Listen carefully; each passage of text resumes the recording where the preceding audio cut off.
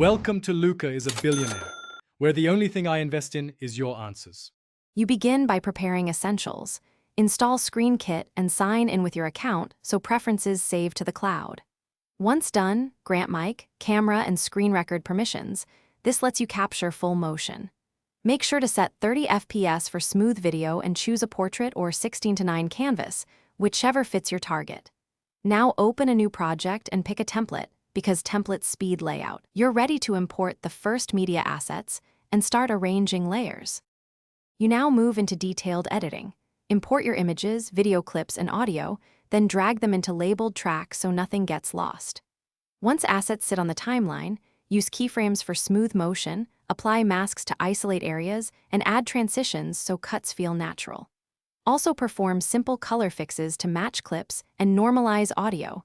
This prevents sudden volume jumps.